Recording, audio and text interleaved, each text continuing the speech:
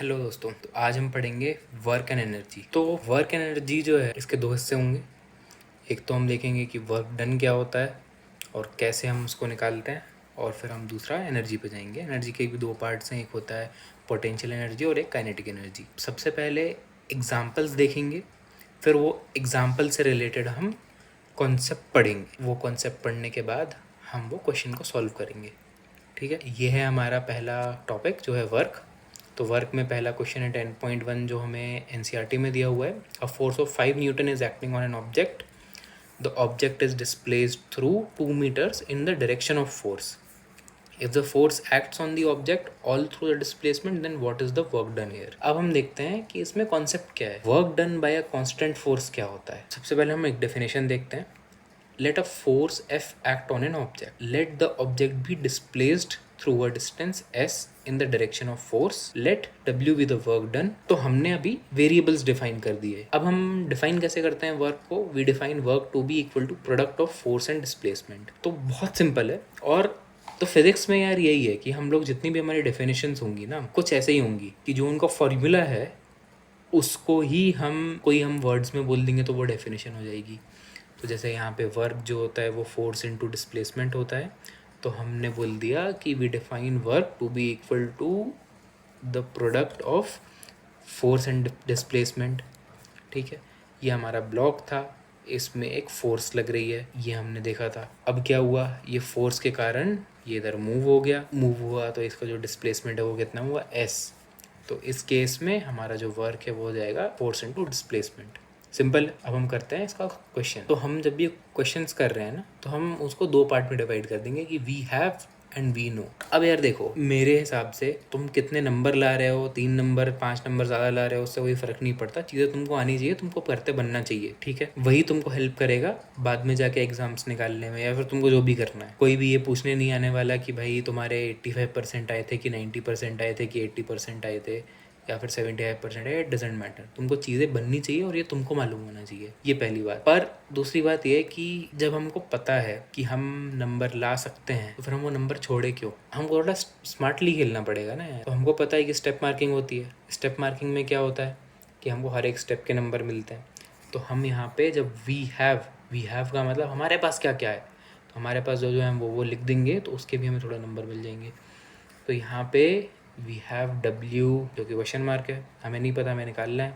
Force हमें 5 Newton दी हुई है, हमें डिस्प्लेसमेंट जो है वो 2 मीटर दिया हुआ है। ये स्मॉल एस होना चाहिए था, पर यहाँ पे गलती से कैपिटल एस हो गया है। वी नो, हमने अब भी देखा कि वर्क डन जो है वो फोर्स इनटू डिस्प्लेसमेंट होता है और इसकी यूनिट होती है जूल्स।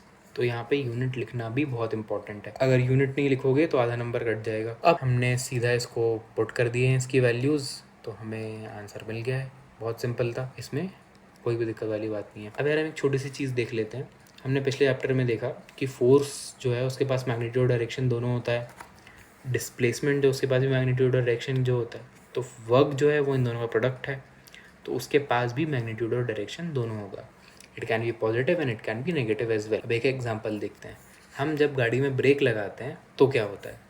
तो एक ऑब्जेक्ट जो है, if it is moving with uniform velocity along a particular direction. अब क्या हो रहा था कि पिछले केस में या तो बॉडी रेस्ट में थी और हम उस पर फोर्स लगा रहे थे, तो वो उसी डायरेक्शन में मूव करना चालू करेगी जिस डायरेक्शन में फोर्स लगा हुआ है। या फिर हम क्या कर रहे थे कि एक बॉडी जो है वो ऑलरेडी जिस डायरेक्शन में मूव कर रही है, हम उसी डायरेक्शन में फोर्स लगा रहे थे। पर अब क्या हो रहा है, बॉडी मूव कर रही है एक डायरेक्शन में और हम उसमें ब्रेक लगा रहे हैं, उल्टी डायरेक्शन में फोर्स लगा रहे हैं। तो हमारे पास ये मास है, हम ये राइट डायरेक्शन में मूव कर रहा है और इसमें हम लेफ्ट डायरेक्शन में फोर्स लगा रहे हैं। तो इससे क्या होगा कि दोनों का डायरेक्शन अपोजिट हो गया। तुम किसी को भी पॉजिटिव ले लो, तुम राइट साइड का पॉजिटिव ले सकते हो, तो उसमें क्या होगा, तुम्हारा डिस्प्लेसमेंट जो है वो पॉजिटिव हो जाएगा पर फोर्स जो है वो नेगेटिव हो जाएगा। तुम लेफ्ट जो डायरेक्शन है उसको पॉजिटिव ले लो, तो तुम्हारा फोर्स जो है वो पॉजिटिव हो जाएगा पर डिस्प्लेसमेंट जो है वो नेगेटिव हो जाएगा। तो दोनों ही केस में तुम्हारा जो वर्क है वो नेगेटिव आएगा। अब इससे हम क्या बोल सकते हैं कि तुम कोई भी डायरेक्शन पॉजिटिव ले लो, तुम्हें वर्क जो है उसका जो आउटकम है वो पॉजिटिव आना है या नेगेटिव आना, उससे फ़र्क नहीं पड़ेगा। ठीक है, बहुत सिंपल है। अब हमने जो क्वेश्चन 10.1 किया, हमने उसमें क्यों नहीं देखा ये सब, क्योंकि उसमें बहुत क्लियरली मेंशन था कि the object is displaced through 2 metres in the direction of force, in the direction of force है तो पॉजिटिव ही होगा, सेम डायरेक्शन है दोनों का। अब हम देखते हैं example 10.2, a porter lifts a luggage of 15 kg from ground and puts it on his head 1.5 meters above the ground. Calculate the work done by him on the luggage. अब यहाँ पे ना हम एक और कॉन्सेप्ट देखेंगे जो कि है वेट का कॉन्सेप्ट। हमने ये पिछले चैप्टर में पढ़ा हुआ है। तो अब हमको पता है कि अर्थ जो है वो हर एक ऑब्जेक्ट खुद की तरफ अट्रैक्ट करती है। अब ये जो फोर्स है ये उसके मास और एक्सेलरेशन ड्यू टू ग्रेविटी पे डिपेंड करता है। अगेन यहाँ पे तुम देखोगे तो हमने वापस फॉर्मूला को सीधा वर्ड में बोल दिया है। अब यहाँ पे क्या है कि the weight of an object is the force which is with which it is attracted towards the earth. तो यहाँ पे जो वेट है वो क्या हो जाएगा, उसका मास इनटू एक्सेलरेशन। एक्सेलरेशन यहाँ पे हो गया एक्सेलरेशन ड्यू टू ग्रेविटी, तो यहाँ पे वेट हो गया हमारा mass into acceleration due to gravity. अब हम चलते हैं क्वेश्चन पे। हमने ये बना दिया है जो लगेज है उसका free body diagram. Free body diagram जो होता है वो अगर अभी समझ में नहीं आ रहा है क्या शब्द है, बाद में अच्छे से समझेंगे, पर अभी के लिए ये समझ लो कि हम बॉडी है उसमें हम जो जो भी फोर्सेस लग रहे हैं हम वो लगा के क्वेश्चन को सॉल्व करने की कोशिश करते हैं। फ्री बॉडी डायग्राम जो है वो हमको फोर्सेस और रिएक्शंस को इमेजिन करने में मदद करता है, जिससे कि जो कॉम्प्लेक्स क्वेश्चंस होते हैं उनको हम बहुत आसानी से सॉल्व कर सकते हैं। हम देखोगे कि 11th-12th में बिना फ्री बॉडी डायग्राम के क्वेश्चंस कर पाना बहुत मुश्किल होगा, पर ये हम डिटेल में बाद में पढ़ेंगे। तो यहाँ पे जो बॉडी है वो यहाँ पे रेस्ट स्टेट में रखी हुई है, जो लगेज है वो रखा हुआ है, उस पे सिर्फ एक फोर्स लग रहा है due to which is due to gravity, उसका खुद का वेट वो है mg। अब हमको क्या करना पड़ेगा, एक फोर्स उसको उठाने के लिए कितना लगाना पड़ेगा, मिनिमम फोर्स जो है वो उतना तो होना चाहिए जितना उससे ग्रेविटी से लग रहा है, तभी वो उठ पाएगा ऊपर। तो जो F मिनिमम है वो यहाँ पे m इंटू जी हो जाएगा जो कि उसका खुद का वेट है, ठीक है। और ये ऊपर उठा लेगा आराम से वो, जब इतना फोर्स लगा लिया उसने। तो अब यहाँ पे we have and we know, हमेशा हम इन दोनों चीज़ों के बीच में अपना क्वेश्चन सॉल्व करके पूरा खेला समाप्त कर देंगे। यहाँ पे हमारे पास मास दिया हुआ है जो है 15 किलो, हाइट दी हुई है 1.5 मीटर्स, जी हमको दिया हुआ है 10 मीटर पर सेकेंड स्क्वायर, और हमको वर्क डन पता करना है। अब हमें क्या पता है दो चीज़ें, कि वेट जो होता है वो होता है mg जो कि F मिनिमम के बराबर होगा, और वर्क जो है वो F इंटू डिस्प्लेसमेंट होता है। अब इधर क्या है F मिनिमम, मिनिमम कितना फोर्स लगाना पड़ेगा वो mg के बराबर है, तो हम यहाँ पे इनको डाल देंगे। तो हमारे पास फाइनली क्या बन जाएगा, work done is equal to m into g into displacement. तो हम इसमें ये सारी वैल्यूज़ रख देंगे और हमें आंसर मिल जाएगा। पर ये जो भी चीज़ें हैं ये सब कर करके देखो, क्योंकि एग्ज़ाम में अगर करके नहीं देखोगे तो अटकोगे पक्का, और बिना देखे करना। जब एक बार चीज़ समझ में आ गई है तो उसको बिना देखे करने की कोशिश करो, और हो सकता है कि तब भी ना बने, तब एक बार देखो कहाँ पे अटक रहे हो, पर सोचने की कोशिश करो खुद से। इसी से जो है तुम्हारे दिमाग की आदत डेवलप होगी सोचने की, प्रॉब्लम्स सॉल्व करने की। अब हम चलते हैं काइनेटिक एनर्जी पे। अब हमने वर्क देख लिया, अब हम एनर्जी पे जाएंगे। तो पहले तो ये देखते हैं कि क्वेश्चन क्या है। An object of mass 15 kg is moving with a uniform velocity of 4 metre per second, what is the kinetic energy possessed by the object. अब हम देखते हैं कि एनर्जी क्या होती है। तो एनर्जी अलग अलग प्रकार की होती है, तुम्हारा साउंड एक एनर्जी है, हीट एनर्जी है, लाइट एक एनर्जी है, वैसे ही होती है एक मैकेनिकल एनर्जी। अब मैकेनिकल एनर्जी जो है वो दो चीज़ों से मिलके बनती है, दो चीज़ों से मिलके पोटेंशियल एनर्जी और काइनेटिक एनर्जी। अब हम यहाँ पे सबसे पहले देखेंगे काइनेटिक एनर्जी क्या होती है। काइनेटिक एनर्जी जो है वो अगर कोई एक बॉडी किसी भी स्पीड से चल रही है तो उसको उस स्टेट तक पहुंचाने के लिए कितना वर्क किया गया, दैट इज काइनेटिक एनर्जी। नहीं समझ में आया? कोई बात नहीं, धीरे धीरे करके जैसे जैसे हम क्वेश्चंस करेंगे वैसे वैसे ये सब चीज़ें जो हैं वो तुम्हारे जहन में बैठेंगी। भी एक बार एग्जांपल से समझते हैं। हम क्या कर रहे हैं कि हम काइनेटिक एनर्जी को डिफाइन कर रहे हैं उसकी अभी करंट स्टेट में। हम ये बता रहे हैं कि करंट स्टेट क्या है, the kinetic energy of a body moving with a certain speed.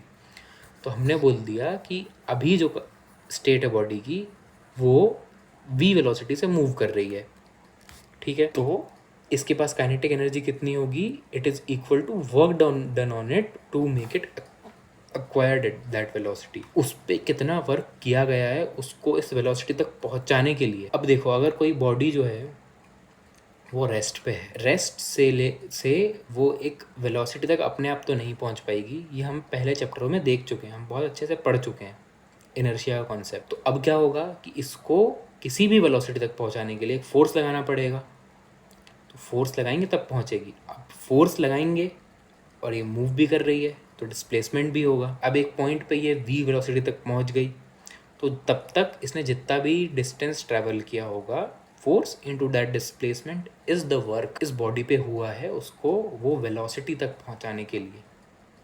तो ये हो गई हमारी काइनेटिक एनर्जी। अब हम काइनेटिक एनर्जी का डेरिवेशन देख लेते हैं जल्दी से। तो डेरिवेशंस जो है वो बहुत ज़रूरी है भाई, तुम्हें कितना भी आलस है, तुम्हें कितने ही घटिया लगे, डेरिवेशन तो करके ही जाना है, क्योंकि ये फ्री के नंबर है और फ्री के नंबर हम छोड़ते नहीं है। ठीक है, तो हम यहाँ पे क्या बोल रहे हैं कि consider an object of mass m moving with a uniform velocity u। तो पहले वाले बक्से में देखो, तो जो मास है वो यूनिफॉर्म वेलोसिटी u से ऑलरेडी ट्रैवल कर रहा है। Let now when a constant force f acts on it, second box में एक फोर्स f है जो वो बॉक्स पे लग रही है। अब अगर फोर्स लग रही है तो क्या होगा कि उसकी वेलोसिटी चेंज होगी, क्योंकि फोर्स की वजह से एक्सेलरेशन भी आएगा। और क्या होगा कि इस ड्यूरेशन में हम जो भी दो इंस्टेंसेस के बीच की बात कर रहे हैं उनमें क्या हुआ, उसका जो डिस्प्लेसमेंट है ऑब्जेक्ट का, वो डिस्प्लेसमेंट हो गया s। अब क्या होगा, the force will change the velocity from u to v। जो फाइनल स्टेट है उसमें फाइनल वेलोसिटी हो गई v, और यहाँ पे जो a है वो एक्सेलरेशन है जो कि इस फोर्स के कारण आया। वी हैव जो है वो मैंने लिख दिया है ताकि हमें एक आइडिया रहे कि हमें क्या क्या मिला है। ये नहीं भी लिखोगे तो भी चलेगा, पर अभी इससे हमें क्या पता चल रहा है कि हमारे पास क्या कौन कौन से वेरिएबल्स हैं।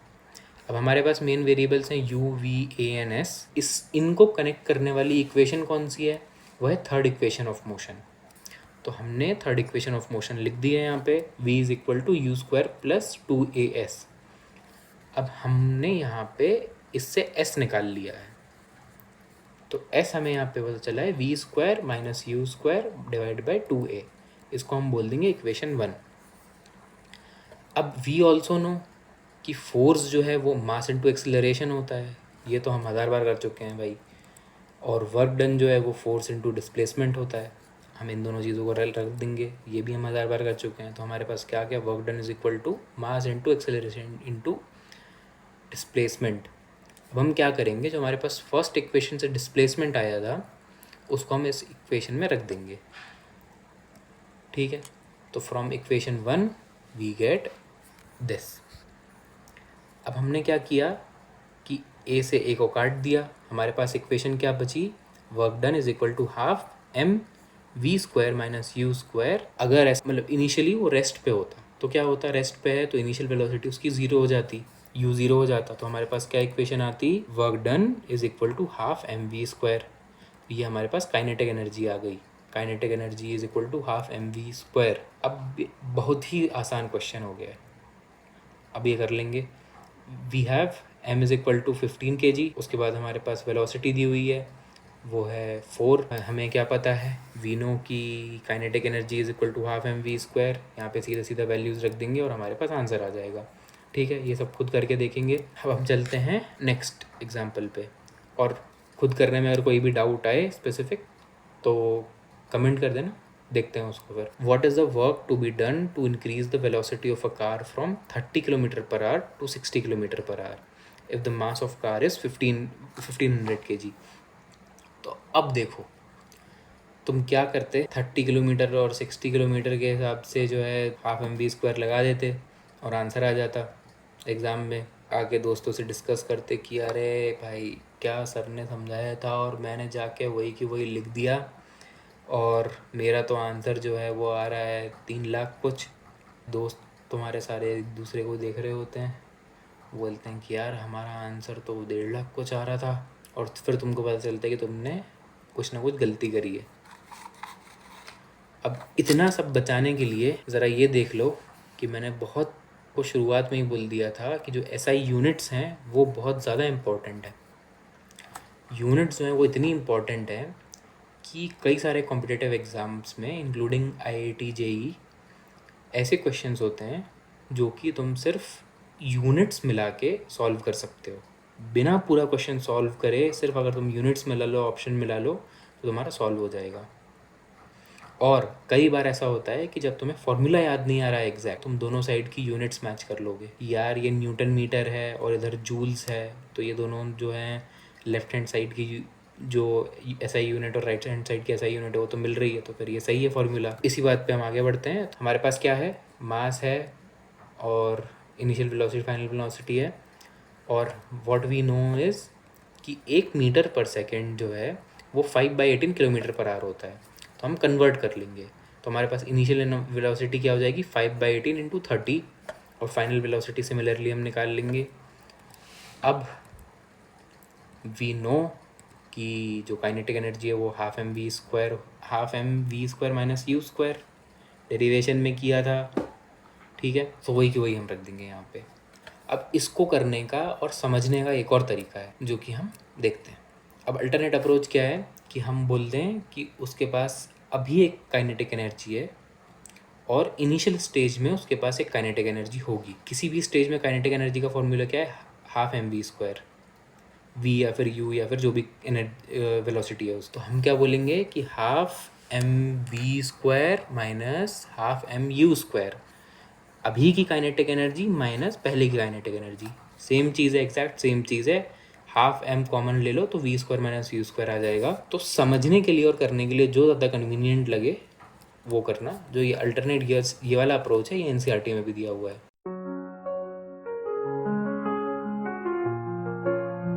दोस्तों, अगर तुमको ये वीडियो का फॉर्मेट देख के मज़ा आया और ये टॉपिक समझ आया है तो लाइक कर दो, शेयर कर दो और सब्सक्राइब कर दो।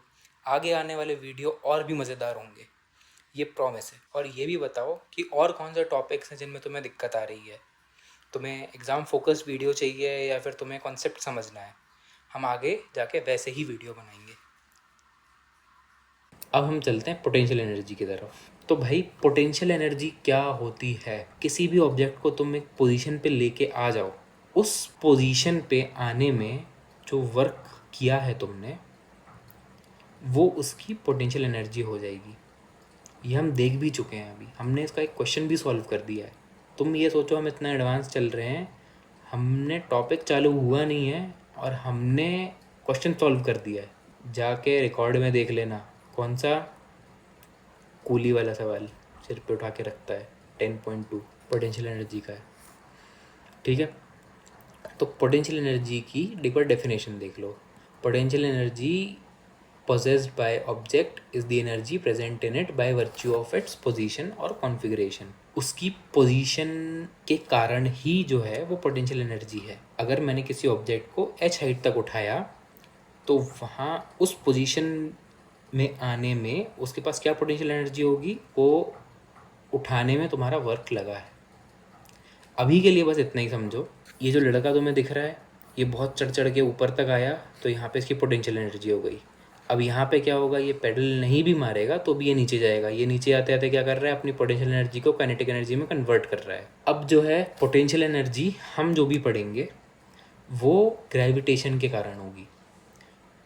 तो हमने देखा था पहले भी कि अगर हमें किसी भी चीज़ को ऊपर उठाना है तो हमें ग्रेविटी के अगेंस्ट वर्क करना पड़ेगा। हमारा जो मिनिमम फोर्स लगेगा वो लगेगा उसके वेट के बराबर, m इंटू जी के बराबर। An object increases it's energy when it is raised through a height, क्योंकि उसके ऊपर ग्रेविटी के अगेंस्ट वर्क करा जा रहा है। अब हम देख लेते हैं एक बार पोटेंशियल एनर्जी की डेरिवेशन। तो पोटेंशियल एनर्जी की डेरिवेशन यार बहुत ही सिंपल है, हम ये ऑलरेडी कर चुके हैं। हम क्या बोल रहे हैं, consider an object of mass m, let it raise through height h, उसको हाइट h तक ऊपर उठने दो।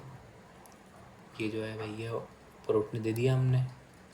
अब हमें क्या पता है कि the minimum force that is required to raise the object of way is equal to the weight of the object, ये हमने पढ़ चुके हैं। Then the work done on the object against gravity, W is equal to force into displacement 1000 + 1। अब हमने force जो है वो हमारा मिनिमम कितना था mg, हमने वो डाल दिया इधर, और जो डिस्प्लेसमेंट है वो हमारा h है। तो हमें यहाँ पे पोटेंशियल एनर्जी कितनी आ गई, mg h। तो यार अब एक क्वेश्चन तो कर लो यार, थोड़ी शर्म कर लो, पेन वैन उठा के ज़रा एक क्वेश्चन कर लो। Find the energy possessed by an object of mass 10 kg। Mass दे दिया है हमको, हाइट दे दी है, ग्रेविटी दे दी है, क्या पता है? Potential energy is equal to mgh। फॉर्मूले लगा दो, आंसर पा लो। ठीक है। 12 kg is at a certain height above the ground. If the potential energy of object is 480 joules, find the height at which the object is with respect to the ground. और हमें given है g is equal to 10 metre per second. अब तुम ये देख रहे हो, मैंने जो है जितने भी नंबर्स दिए हुए हैं उन सबको मैं हाईलाइट करते जाता हूँ ताकि मुझसे कुछ भी मिस ना हो। अब we have mass is equal to 12 kg, g is equal to 10 metre per second square, EP potential energy of object दी हुई है हमें 480 जूल्स, और हमें h निकालना है जिसको हम अभी के लिए x बोल दे रहे हैं। ठीक है। अब वी नो क्या, potential energy is equal to mgh, सब चीज़ें रख देंगे। 480 is equal to 12 into 10 into x. यहाँ से हम x की वैल्यू निकाल लेंगे, सिंपल। अब पढ़ेंगे हम पावर। अब क्वेश्चन क्या पूछ रहा है, ये क्वेश्चन देख लेते हैं। 2 गर्ल्स ईच ऑफ वेट, अब दोनों का वेट बता दिया है हमें। मम्मी पापा ने क्या सिखाया है, लड़कियों से उनकी उम्र, लड़कों से उनकी सैलरी, और दोनों से उनका वेट कभी नहीं पूछते, पर यहाँ पे उन्होंने दे दिया है। दोनों लड़कियों का वेट है 400 Newton. Climb up a rope through a height of 8 meters. We name one of the girls A and another one B. बहुत बढ़िया नाम है। Girl A takes 20 seconds while girl B takes 50 seconds to accomplish this task. What is the power expended by each girl? तो कुछ काम करना है, उनको हाइट पे चढ़ना है। एक लड़की फुर्तीली थी, वो चढ़ गई फट से 20 सेकंड में, दूसरी जो है वो 50 सेकंड में चढ़ी। इसीलिए कार्डियो करना भी इम्पोर्टेंट है, स्टेमिना डेवलप होता है, ऐसे जल्दी जल्दी काम कर पाते हो। तो हम देखेंगे कि क्या हो रहा है यहाँ पे। तो कॉन्सेप्ट हमने देखा पावर क्या है। तो भाई पावर जो है एकदम सबसे छोटी डेफिनेशन है उसकी, पावर है रेट ऑफ डूइंग वर्क। बस पावर है रेट ऑफ डूइंग वर्क। तो वर्क और जितना टाइम लगा उसको डिवाइड कर दो तो आ जाएगा आपके पास पावर। पावर जो है उसकी यूनिट होती है वॉट। तो यहाँ पे W और W में मैंने हर बार जो है वॉट लिखा हुआ है ताकि कंफ्यूज ना हो, पर उसका सिंबल W ही है। इसीलिए जब भी लिखो तो डिफ्रेंशिएट कर देना ताकि आसानी हो। सिंपल। तो हमारे पास पावर क्या आ गया, वर्क डन अपॉन टाइम। अब वी हैव और वी नो में हम खत्म कर देते हैं, तुमको पता ही है। तो वेट जो है वो FA और FB दोनों 400 न्यूटन है, दोनों का बराबर है। हाइट जो है वो भी दोनों बराबर चढ़ी हुई है, HA और HB। TA और TB टाइम है, एक को 20 सेकंड लगा, एक को 50 सेकंड। वी नो क्या भाई, वी नो कि वर्क डन जो है वो फोर्स इनटू डिस्प्लेसमेंट है। भाई अब तक तो तुम्हारे दिमाग में छप गया होगा ये, वर्क डन क्या होता है, फोर्स इनटू डिस्प्लेसमेंट। और दूसरा हमें क्या पता है, पावर जो है वो वर्क डन अपॉन टाइम होता है। इसका मतलब क्या हुआ, रख दो जरा, पटक दो। Power is equal to force into displacement divide by time. हम दोनों का अलग अलग निकालेंगे। तो पावर ऑफ ए जो है वो force of A into height जो ए ने की है divide by time, 400 Newton into 8 divide by, एक ने जो है 20 सेकंड में किया था तो इसकी पावर आ गया 160।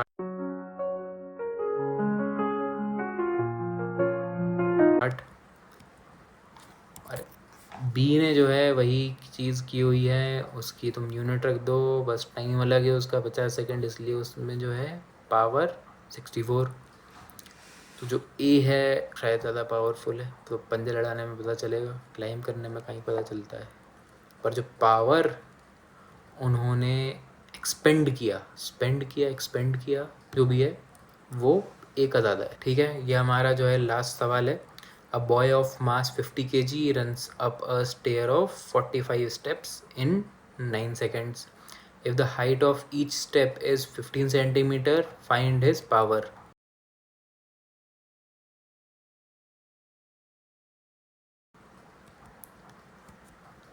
अब यहाँ पे हमें दिया हुआ है we have mass is equal to 50 kg, number of steps is equal to 45, height of each step is 15 centimetre. Convert 15 centimetre को ऐसा यूनिट में कन्वर्ट करना पड़ेगा दोस्त, तो ये हो जाएगा 0.15 मीटर। टाइम कितना लग रहा है अब इसको? टाइम लग रहा है इसको 9 सेकेंड और जी हमको दिया हुआ है 10 है। ठीक है, ये स्टेप कलाकारी देखो तुम, हर स्टेप की जो हाइट है वो है 0.15। अब ऐसे करके वो जो है कितने स्टेप चढ़ रहा है? 45। टोटल हाइट क्लाइम कितनी हो जाएगी? टोटल नंबर ऑफ स्टेप्स 45, ऐसी step multiplied by height of every step, तो टोटल ये डिस्टेंस आ जाएगा। अब h आ गया हमारे पास 45 इंटू 0.15, h आ गया हमारे पास 6.75 मीटर्स। अब वी नो वर्क जो है वो क्या होगा, यहाँ पे पोटेंशियल एनर्जी वाला वर्क है, ऊपर उठा के रख रहे हैं ना उसको, तो उसके पास एक पोजीशन आ जाएगी mgh है, और यहाँ पे पावर है, पावर जो है वो हो जाएगा mgh divide by time, Sidhi Sidhi value पटक दो। पावर इज इक्वल टू हो गया कि नहीं? इसी के साथ बहुत बहुत धन्यवाद। अब हम मिलेंगे अगले कोई चैप्टर में। अगर कोई दिक्कतें हैं तो आप कमेंट करो, और कोई और चैप्टर है जो नहीं समझ में आ रहा है तो वो भी हम पहले बनाने की कोशिश करते हैं, और सॉल्व कर लेना, नहीं तो नहीं आएगा, दिमाग में नहीं बैठेगा, एग्ज़ाम में करने बैठोगे बीच में अटक जाओगे। पर वी हैव और वी नो लिख देना, आधे नंबर तो मिल ही जाएंगे।